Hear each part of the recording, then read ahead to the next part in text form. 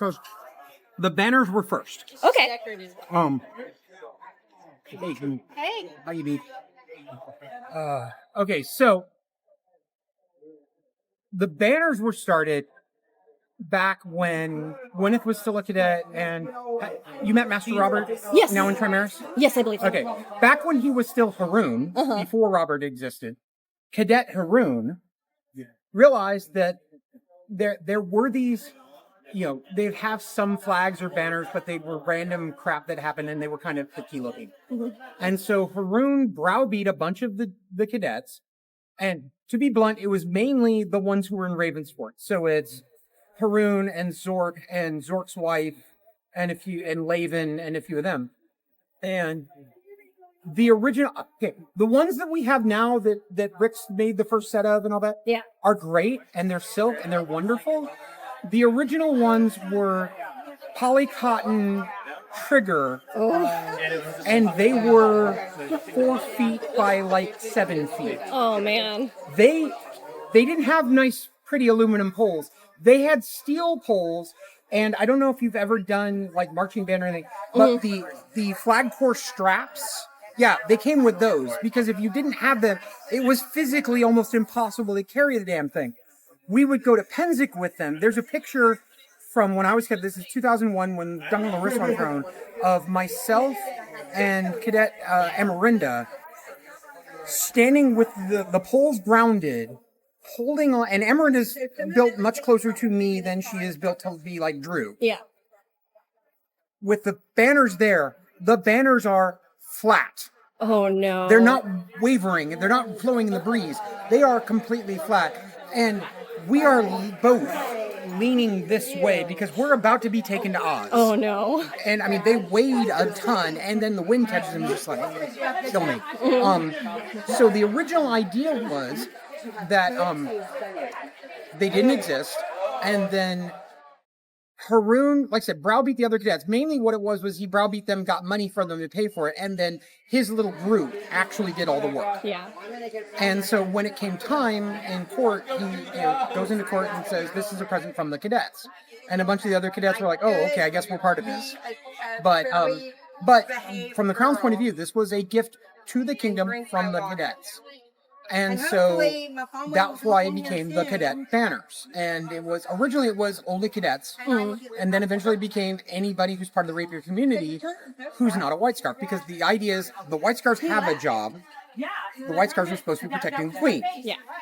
Okay, this makes sense. This is cool. And the whole White Scarves getting a hold of it and grabbing, that really didn't become a thing until like right before I got my White Scarf. I mean, there was the don't let the White Scarves touch it, but it was, it wasn't. It wasn't like an all-out war. Yeah, it wasn't an all-out war. That happened 2003, 2004, 2005. I got my scarf in 2004. Okay, so that's the banners. As far as how it's developed since then, that's the silliness that it is now. The Cadet Blade. So when David and Octavia were crowned prince and princess, so this is 1999. The Centurions used to have a spear. They now have the falchion that they carry. They used to have this really cool spear, and they would follow the prince around. And the cadets would sort of escort the princess. It wasn't anything official, but if the White Scarves are protecting the Queen, then it made sense that, okay, cool, we would protect, the cadets would protect the princess. So we're at an event at the Warlord side. It wasn't Warlord, but it was like LC event or Steps event, but they were holding it in the giant freaking hall. And Cadet Peter, so Don Master Peter Rausch, was standing up protecting, and we would just use our own weapons. You didn't have an official one, but Pete had his sword. I had my crossbow because Octavia being Octavia, and I was Yola's apprentice, so I had the really nice period quiver with the really cool period bolts with broadheads and willow leaf and everything, and my bow, and so I would carry that. And the first time I did it, David's like, "Shouldn't you have a sword?" And I'm like, I'm guarding her. And Divvy went, you're going to shoot people? Like, no, I'm the loader. I'm going to hand it to the person who knows what she's doing.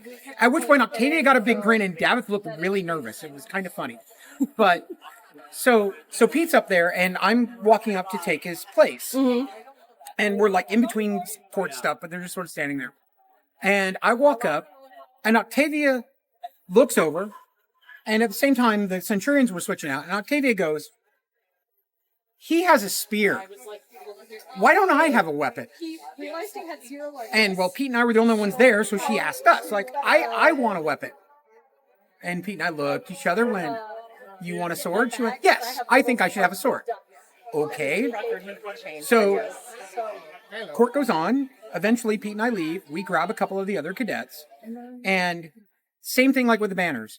Yes, technically it was from the cadets, but it was 6 of us that did it. There was myself, Pete, Yoshi, who was a cadet up in Oklahoma. He's the one who actually made the original cadet blade. Kaylee, Hawkins, and Ari. Okay, so Yoshi has disappeared. We haven't seen Yoshi in 20 some odd years. Yeah. So I'm me. I am now Master, Lion of Ansteorra, whatever. Pete, who's now Master of Defense and a White Scarf. Kaylee, who's Countess, White Scarf, Laurel. Hawkins, who's White Scarf, and then went off and did Air Force for 20 years. Mm-hmm. And Ari, who would be Mistress of the Laurel, Mistress of the Pelican, White Scarf of Atenvelt, Lion of Atenvelt. Yeah, there was... Just very decorated people. Right, exactly. But at the time, we were all just cadets.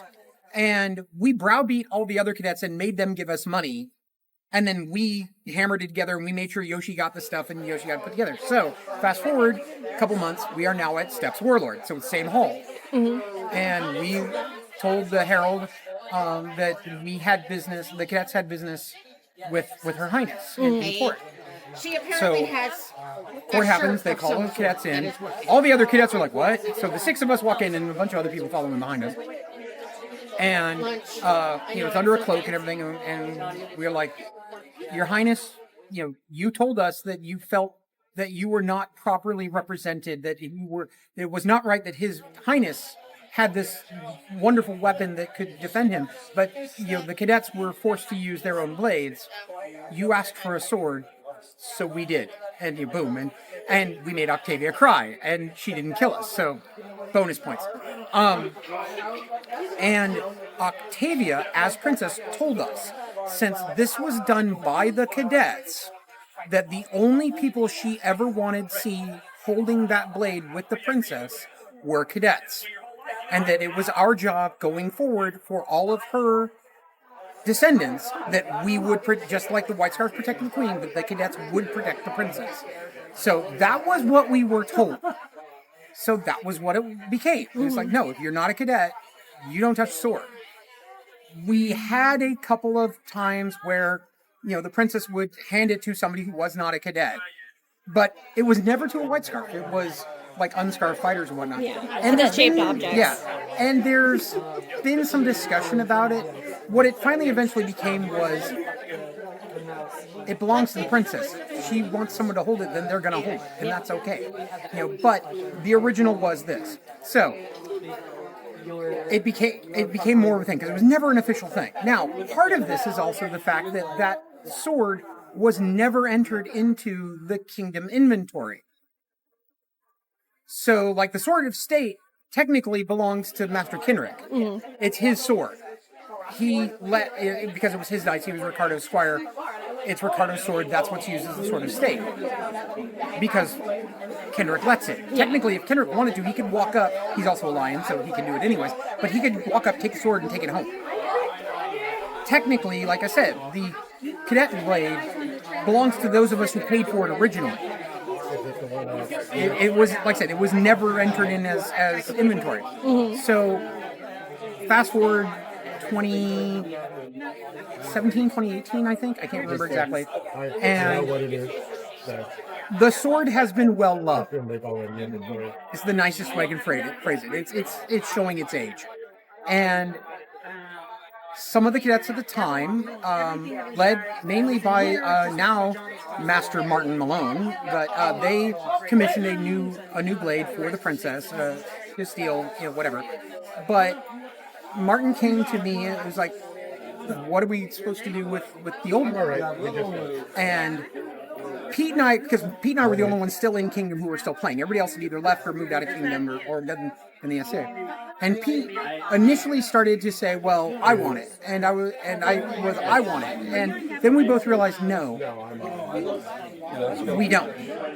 So at that coronation, where it was Torn and Crepin were on the throne, and it was Gabriel, the crown tournament, first crown tournament that Gabriel and Sony won. We asked the crown permission, they let us, and the cadets came in, and they had the new blade hidden. But then they called Peter and I in as the last of the ones from the original one who started it, and they handed the agreement. Pete's Pete, so I'm the one who talked. But Pete held the sword, and we asked for Octavia to be called into court, and Davith had to physically drag her into court. She didn't want to do it because it's Octavia, and so I gave it free. Your Excellency, you asked for a sword. We got you a sword. There's a new one. But then I said this sword does not belong to the kingdom. It's never been entered. Technically, as the only two left, it belongs to me and Pete. It's not right for us to have it. At which point, Pete dropped to a knee, and I said, "This sword is yours." And I dropped to a knee. And again, made Octavia cry, and I didn't get killed for it. Bonus points. And so she has the original cadet blade. And every now and then, if you ask nice, if you reach out to her, good luck, because she doesn't do Facebook and she hates talking on the phone. But if you ask her, she'll bring it to Queens, to various things.